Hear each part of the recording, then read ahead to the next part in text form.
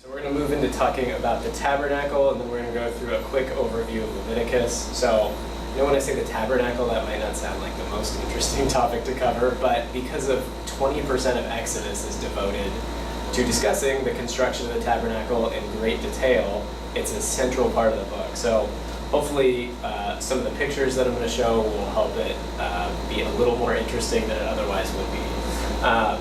So I want to first start talking about the elements of the tabernacle. I'm going to just mention what they are, show some pictures, and then we'll actually talk about the purpose of the tabernacle.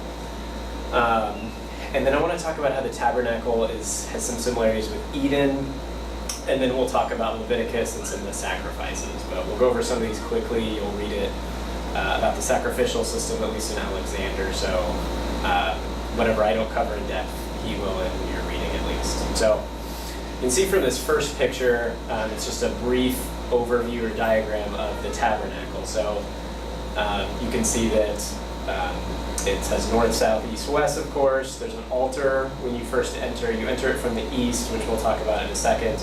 There's an altar where they had the burnt offerings. Then there's what it says here, the bronze laver, or it's basically just a huge wash basin. And then you get into the sanctuary. So it's called the holy place. There's some different furniture in the holy place. And then you go into the Holy of Holies, which is where the Ark of the Covenant is. So that's just a quick overview sketch of it. As you can see, this picture right here is, there's actually a life-size model of the tabernacle that someone constructed in the desert in Israel. So several years ago I was able to go to Israel, and so these pictures are, some of them I'm much younger of course, but when I was there, and so hopefully this gives some life to it at least. But this is kind of an overview of what the tabernacle would have looked like. So you can see that there's kind of an outer fence because people aren't just allowed to come into it all. Then there's the altar, the basin, and then inside that inner tent is where the holy place and then the Holy of Holies is. So the second picture or third picture rather, you can tell is just the big bronze altar. So it's huge. It's harder to tell from this picture, but it's rather large because they're slaughtering bulls and animals, and so an equivalent, this is going to sound kind of a weird comparison, but it's basically like an enormous barbecue, because what they would do is they'd slaughter the animals and then cook them over there or burn them all up. So it's enormous. There's a ramp that goes up and whatnot. This next picture is me being kind of silly, but there's the bronze altar, the bronze laver, the bronze wash basin, that's where the priests would wash themselves, or wash their arms at least, because it's just the top. And then that's how they would be clean before they went into the holy place. This next picture is inside the holy place. You can see there's a person on the left dressed in all white, and that's one of the Levitical priests. So that's what they would wear, all white. You read about that in Leviticus. And then the figure behind him, who's wearing blue and some other things, that's the high priest. I'll show a picture of him closer in just a second. This picture is the altar of incense. So when it talks about the priest lighting incense or putting blood on the horns of the altar, this is where that would take place. So there's a little tray for incense that you can see, and then it looks like there's coals underneath it. This next picture here you can see is the table of showbread. So there's 12 loaves of bread, and that's meant to stand for the 12 tribes of Israel, standing in the light of God's presence that shines on them. So you read about that in Leviticus 24. But that's also in the holy place. The priests would eat that bread, so that was part of their allowance, daily allowance. So here's a picture just of the high priest. So he has 12 gems, which are meant to represent the 12 tribes of Israel. He has blue and white on, and so that would just be in Exodus, Leviticus, Aaron is the high priest. So the Levitical priests are from the tribe of Levi, any male from the tribe of Levi. The high priest is just from Aaron's line. So Aaron and Moses were both from the Levitical tribe, but then the high priest is just Aaron's sons and Aaron's line. So, and the high priest was only allowed into the Holy of Holies once a year, but only the high priest, no other Levitical priest could go in there. So here's another picture of the holy place. You can see there's a curtain that separates the holy place from the Holy of Holies, and it has angels or cherubim that are embroidered upon it. Then when you go, this is a picture inside the holy place, kind of red. The way they did the lighting at this place is they kept the lighting inside the Holy of Holies kind of red to demonstrate God's presence, I guess. I'm not exactly sure why, but then this next picture is the Ark of the Covenant. So you have the two cherubim that their wings are touching. Inside the Ark of the Covenant is the Ten Commandments, Aaron's staff, and then manna is also in there. So the Ark of the Covenant and the angels or the cherubim wings touching, that's supposed to represent God's footstool on earth. So this is where God dwelt on earth. It's where heaven and earth met together. And so that's why it is called the Holy of Holies. So those are just some of the pictures. Now I'm going to ask the question, just in a big picture, how do we make sense of all the parts and all the details that we see? So in the text, the purpose is stated directly at times, why certain pieces are there.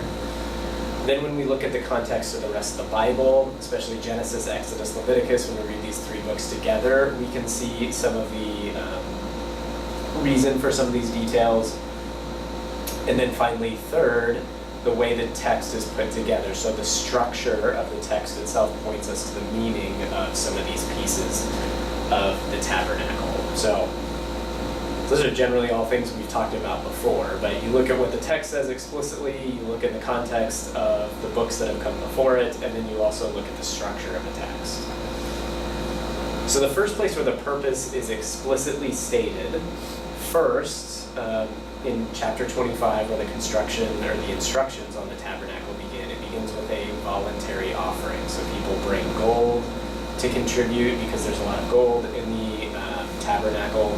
So if you'll remember, this is the gold that they plundered from the Egyptians. When they left, the Egyptians gave them lots of jewelry and different things, and so this is where that came from.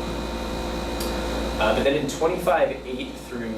chapter 25, verses 8 through 9, as you can see on the slide, God explicitly commands them to make him a sanctuary, to make him a tabernacle, that I may dwell in their midst. So that's the main purpose, is God wants them to build this tabernacle so that he might dwell among them. That's its primary purpose. Then with Exodus, the context of Exodus, if you go to 29, 45 through 46, as you can see here, it says, I will dwell among the people of Israel and will be their God. And they shall know that I am Yahweh their God, who brought them out of the land of Egypt, that I might dwell among them. I am Yahweh their God. So the people of Israel should know who he is. That's one of the main reasons why he has them build the tabernacle. Now that fits with what we've talked about throughout Exodus. The purpose of the plagues was so that Israel and the Egyptians might know that he is the Lord. He delivers them from the hand of the Egyptians so that they shall know that he is the Lord. And now here he's going to dwell among them in the tabernacle so that they can know who he is. So that's with the context of Exodus in mind, based on what we've read before. Now in some of the details, I'm not going to read this whole verse that you can see on the slide, 25:18 through 22, but I'll just highlight the last part. So this is talking in verse 22, it's talking about the mercy seat. Now the mercy seat is the Ark of the Covenant, and it's called the mercy seat because that's where they made atonement for their sins and God showed mercy to them. It says here in verse 22, there I will meet with you, and from above the mercy seat, and from between the two cherubim that are on the Ark of the Testimony, I will speak with you about all that I will give you in commandment for the people of Israel. So God has a reason for all these things that he's building. Each of the details has a purpose. Sometimes we don't always know what they are, but there is at least a purpose for them. God wasn't just bored and wanted to have them make a bunch of intricate things. They all have a reason and a purpose behind them. There's also and then the context of the rest of the story of Exodus, actually starting back in Genesis, is by God dwelling among them, Israel is to be made holy. So Adam and Eve in the garden, to jump back to Genesis 2, Adam and Eve dwelled in the garden, which was the realm of life, right? God was present there, there was food in abundance, they had life. But when they're expelled from the garden, they move into the realm of death, because they're expelled from the garden, they've sinned, life is difficult now. Israel is going the opposite direction, right? So Israel already was dwelling in the realm of death, and now by having God's presence come among them, they're moving into the realm of life. And so this fits the larger story of the Bible so far, that Israel is fulfilling the vocation that God originally gave to Adam and Eve, that they failed, but God's ultimate goal is to dwell with his people once again, and so Israel is taking up that task. Second, Israel is restored as royal priests like Adam and Eve. So we talked before that Adam and Eve are royal priests, and we saw in chapter 19, 1 through 6, that that's what Israel's vocation is to be. And so by having God's presence dwell in the midst of them, Israel is now in the same place Adam and Eve was, who dwell in the presence of God as well. So that's in the context of the story, what the purpose of the tabernacle is, or the context of the rest of the Bible, at least. There is a concern for compliance here. In 25:8 through 9, it says, "Let them make me a sanctuary that I may dwell in their midst, exactly as I show you concerning the pattern of the tabernacle and of all its furniture, so you shall make it." So there's a heavy emphasis on doing this God's way. There's an even more explicit emphasis in 35 through 40 about doing things God's way. So 25 through 31, there's the instructions on the tabernacle, and God says, hey, do this exactly like I told you. And then when you read 35 through 40, there's even more emphasis on doing it God's way.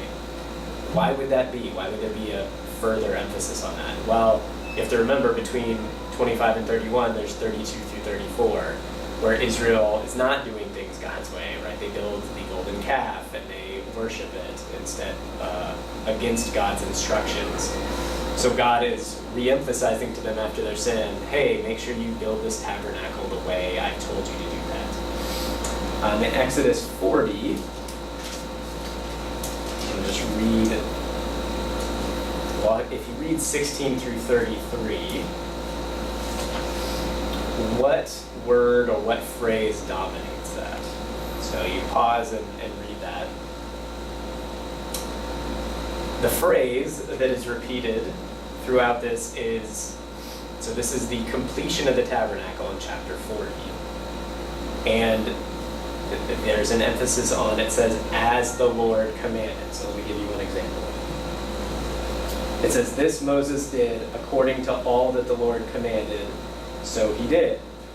So in verse 16, verse 19, verse 21, verse 23, verse 25, verse 27, 29, and 32, the same phrase is repeated. So it's repeated to show Moses did exactly what God told him to do. Even though Israel had failed in 32 through 34, Moses did not hear. What God showed him, that's exactly what Moses did. Because of that, then God can dwell with them. If Moses had made up his own instructions or done something different, then he wouldn't have been able to do that. Now I want to just look at the tabernacle in the broader context of the story of Israel. So, specifically related, as you can see, this is a picture I found online of Eden. I don't obviously know if that's what Eden looks like, but it's interesting nonetheless. There's arguments to be made that the tabernacle is meant to be a return to the original sanctuary in the Garden of Eden. I don't know if you've thought about it like this before, but there are a lot of similarities between the way the tabernacle is described and actually the temple later with the Garden of Eden. So you can see there's two columns I have here of similarities between the two. The first one is that the Garden of Eden was entered from the east. Now, the text actually doesn't explicitly state that in Genesis, but in Genesis 3, when Adam and Eve are expelled from the garden, it says that a cherubim is stationed in the east to block access back into the garden, which tells us that's the way to get into the garden was east, and so that's why the cherubim guarded there. So it's in Genesis 3:24. The tabernacle and the temple, interestingly enough, are also entered from the east. So you see this in Exodus 27. Exodus 26, verse 22 says that the rear of the tabernacle was in the west. So if the rear of it was in the west, that means the front of it was in the east. So it's an interesting similarity to note that both the Garden of Eden and the tabernacle were meant to be entered from the east. The second one is that cherubim guarded both of them. So in the Garden of Eden, as we mentioned, or as I mentioned just a second ago, the cherubim guards the way to the tree of life after Adam and Eve have sinned.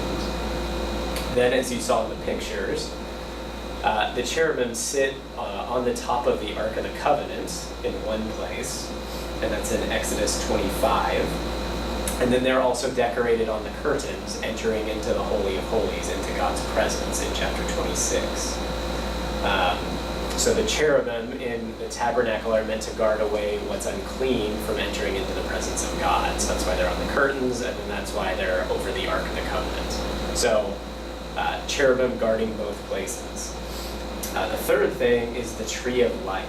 So the tree of life, of course, is in the Garden of Eden. And then in the tabernacle, the menorah, or the golden lampstand, as I showed you earlier, it's actually a stylized tree of life. So it's depicted in Exodus 25, verses 31 through 35, as a flowering tree with 7 branches, which indicates to us that it's meant to be like the tree of life. Fourth, the terms keep and serve. So in Genesis 2, Adam and Eve are called to, it depends on how you translate it, but keep and serve are the easiest ways of looking at it. They're to keep the garden and tend the garden. And these exact same 2 words are used of the priests in Numbers 3, where they keep and they guard the tabernacle. So that suggests that Adam and Eve had a similar function as the priests, so they were kind of the first priests, so to speak. Genesis 2 mentions the gold of Havilah, which I don't exactly know what that's a reference to, but it's gold, nevertheless.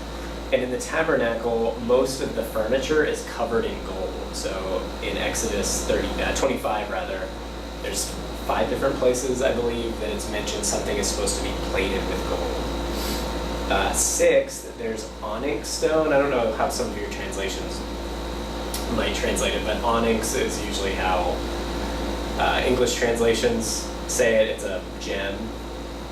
But there's onyx stone in the Garden of Eden. And then the same gem is meant to decorate the tabernacle and the clothing of the high priest, which again is an interesting connection. And then also the term used in Genesis 3 of God walking in the garden with Adam and Eve is also the same term God says that he will do in the tabernacle in Deuteronomy 23 and Leviticus 26, that he says he will dwell or walk amongst the people in the tabernacle. So all of these things suggest to us that the tabernacle has similarities with Eden. Eden, or the Garden of Eden, was kind of the first temple. So again, why am I telling you this? Other than it's interesting, for one thing. But it's interesting because it ties Exodus and the goal God has in the tabernacle with God's original creation. That God's goal is to dwell with his people. Now, when Adam and Eve sinned, they were expelled from his presence, but God's long-term goal is to dwell in the presence of his people again. So, the end of Exodus, or how Exodus ends, is you have a restored priesthood who are restored to the presence of God in a sanctuary built through the command and compliance with God's direction. And so God will now dwell with Israel, and Israel will know God. So Exodus ends in chapter 40, verses 34 through 38. And it says that the glory of the Lord filled the tabernacle, and it was so strong, or it was so overpowering that Moses couldn't enter the tabernacle. Now, what's good about that? Well, it's good that God is dwelling with his people again, just as he's commanded. But are there any concerns? And I would say yes. The concern is that Moses can't enter the tabernacle. which is kind of the goal, is for God to dwell with his people in a different way. So even though Exodus ends on a positive note, by and large, that God is now dwelling in the tabernacle and it's been built like they've said, there's still a problem in that Moses can't enter the tabernacle. So just to summarize the purpose of Exodus here and what the tabernacle's purpose in Exodus is, there are two major themes. One major theme of Exodus, that in the whole book, is to know that he is the Lord. They are rescued from Egypt so that they might serve him. And God's presence in the tabernacle is with his people so that they might know and serve him in the tabernacle. So it fits in the larger focus of Exodus, or larger theme of Exodus, is knowing God and God dwelling with his people. So that's how Exodus concludes.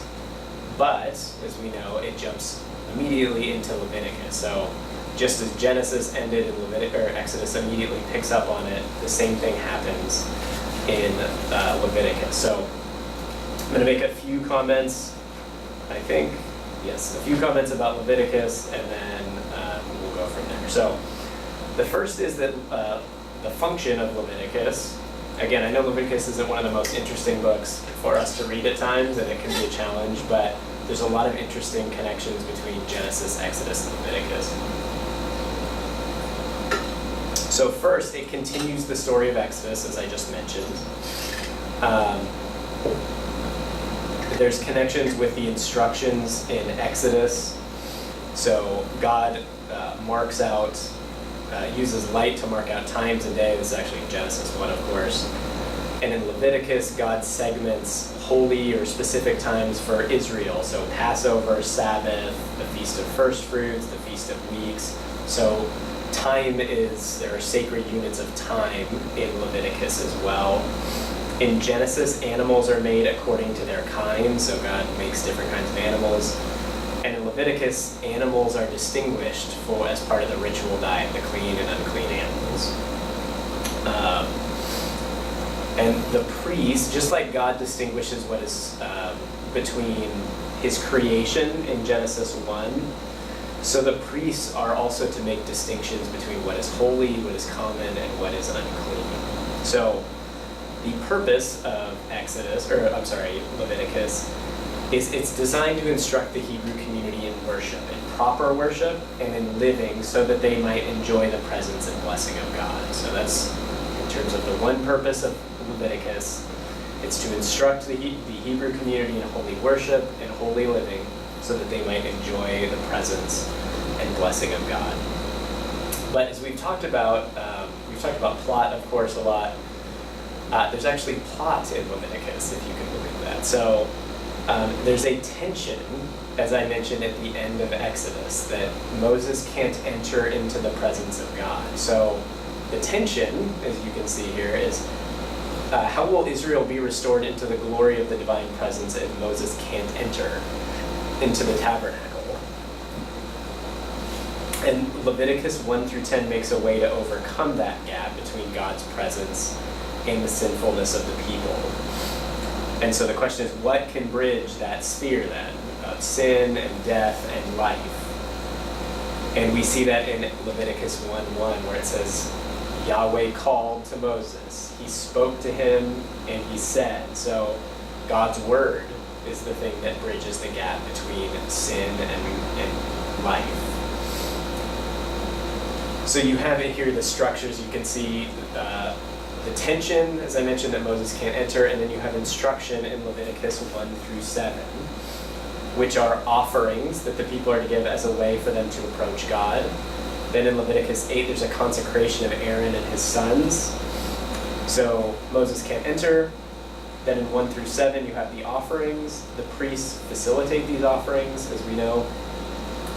And then the resolution to the problem is in Leviticus 9, where God's glory falls on the tabernacle, and Aaron and Moses are able to enter the tabernacle. So by offering the sacrifices as God has prescribed, Moses and Aaron can now enter into the tabernacle and dwell in God's presence.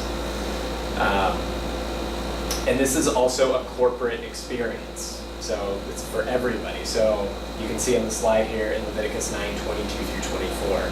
Moses and Aaron go into the tent of meeting, and then it says the glory of the Lord appeared to all the people, not just Moses and Aaron, it appears to everybody. So it's for everyone. The term people occurs 4 times here as recipients of divine blessing. And so as Moses and Aaron enter into the tabernacle, it's clearly for the sake of the people that they're doing that. So they're not just going in selfishly to experience God's presence themselves, they're going in as representatives of the people. But even though you have a resolution to the original problem of Exodus 40, Moses and Aaron now enter in Leviticus 9, the glory of the Lord appears, people worship and celebrate. But then Leviticus 10, we have a new crisis, which is Nadab and Abihu, so Aaron's sons. So what do they do? You can see here in 10:1 through 3 that it says that they offered unauthorized fire before the Lord, which he had not commanded them. Now, the question is, what is unauthorized fire? And I have no idea, actually. The text doesn't tell us. It's very unclear, actually. What it does specify is that it's unauthorized fire which God had not commanded them.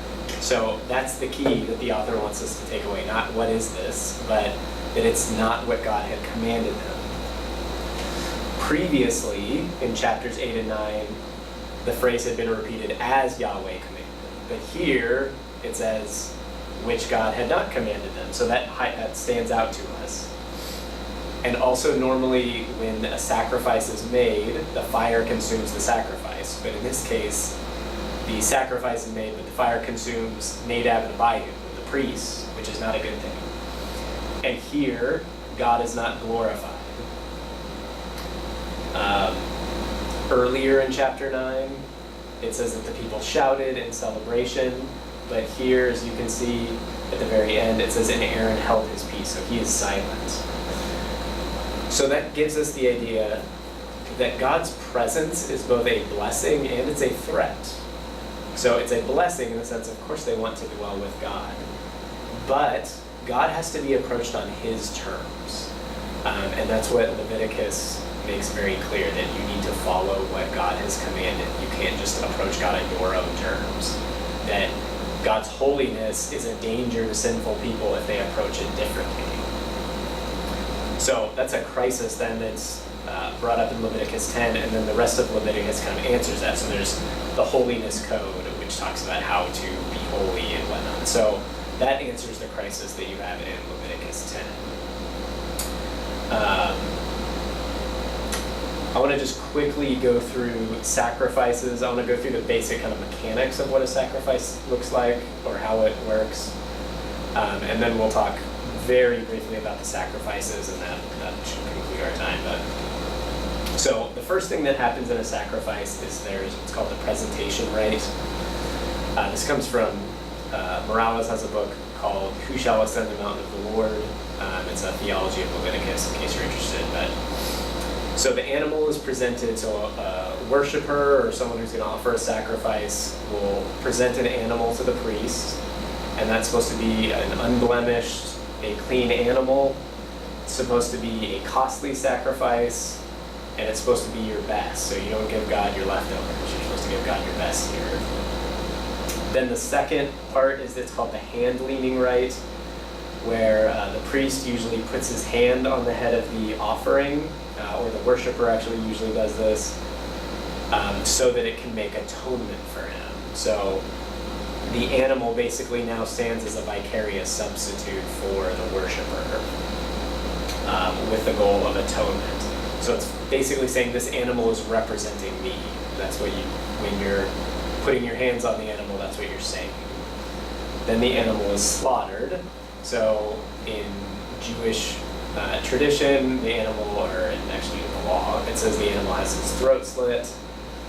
And what this act acknowledges is the price of sin being death, and acknowledging and submitting to the judgment of God. So the blameless one, which is the animal in this case, must die so that the worshiper can have life. Now, this is primarily symbolic. We'll talk about that in a second. But it's still the idea that this blameless animal is standing in my place as a sinful person. Then there's what I'm calling the blood manipulation rite, which sounds like a strange term. But basically, blood then by the priest is applied to a sacred object, usually in the sanctuary, and the blood is representing that life has now been given or offered to God. And it seems to reflect a cleansing of defilement for sins. So life, the life representing, or the blood representing life, cleanses from the defilement of sin and of death. Then the animal is burned, either part of it or all of it. It depends on what the sacrifice actually is. And the smoke goes up from the altar, and it's a pleasing aroma to the Lord. For the whole burnt offering, the entire animal is offered, signifying that all of the worshiper is being offered to God. His whole life, his whole body is being offered to God. Then in many of these, there's a communion rite. Specifically, this is with the peace offering, where some pieces are offered to the Lord, but then some pieces are enjoyed by the family in the presence of God. So it's a fellowship meal with God. And then sometimes the priests join in with that as well. So it's kind of basically how it works. Now, you can picture, this is a very bloody situation. So priests are doing this a lot, right? So they're touching blood, they're slaughtering animals, they're putting blood on the altar and on different parts of the tabernacle. And so it's not for the faint of heart. So if you're squeamish about blood, being a priest would be a very bad idea. So it's a bloody system. Now, before we think that that's bad necessarily, it's showing us something about God and about our sin, and I'll talk about the meaning, the symbolic meaning going on behind that. But I want to talk, there's 5 sacrifices that Leviticus talks about in chapters 1 through 7. I want to go through them quickly. You can read about them more thoroughly in Alexander, but there's the burnt offering, which is a male animal. The animal's completely burned at the altar. It's an optional offering, so you don't have to offer it. And it probably symbolizes gratitude, so it's something you can offer to God when you're thankful for something. And it also possibly represents commitment to God. Then there's the grain offering, and that has to be unleavened bread. Part of it's burned, part of it is reserved for the priest. So one of the ways, so the Levites, right, they don't have their own tribe or own land, so one of the ways they eat is they get food from some of the sacrifices to eat. The grain offering is also optional. It's possible that it represents recognition of God's goodness and provision. The third is the peace offering, or it's sometimes called the fellowship offering. And the sacrifice is a male or female animal. Hands are placed on the head of the offering. Some of the meat is eaten by the worshiper or the offerer. And again, it celebrates fellowship with God, it seems to at least. Then there's the purification offering, which is often called the sin offering, and it's not the best to call it the sin offering for reasons I'm going to explain in a second, but it's required after suffering the state of ritual uncleanness by an individual. So it's not just for an actual sin. So you can become unclean in Israelite society by touching a dead body, or for women after birth, when you gave birth, you were considered unclean. So none of these things are, of course, sins. God has ordained humankind to reproduce, and touching a dead body isn't wrong, but it does render you unclean. So calling this a sin offering is not really the best, it's not the best descriptor at least. So it purifies you from your uncleanness. And this helps because your uncleanness, this is an interesting thing of the view of Leviticus, is your uncleanness affects other people. It affects the entire Israelite community. I think there's some interesting connections between our sin.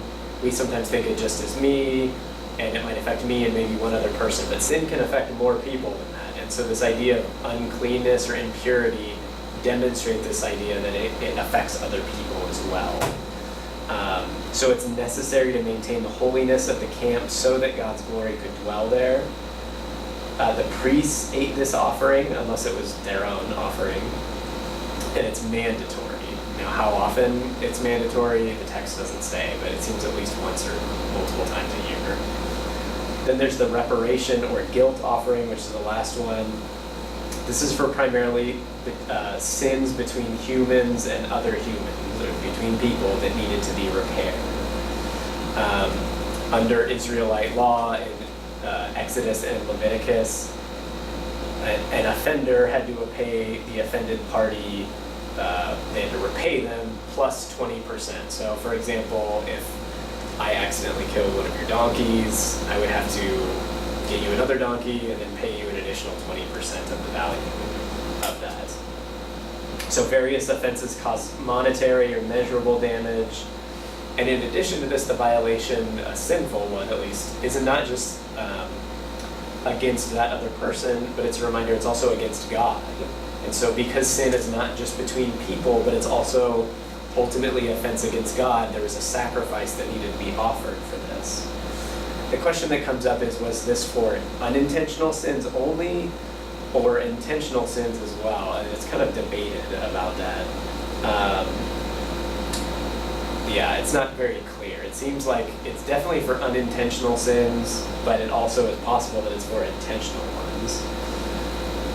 Interestingly enough, though, it does refer to a personal realization and an acknowledgement, and a remorse for the offense. So if you're not remorseful for the offense, you can't really offer this sacrifice.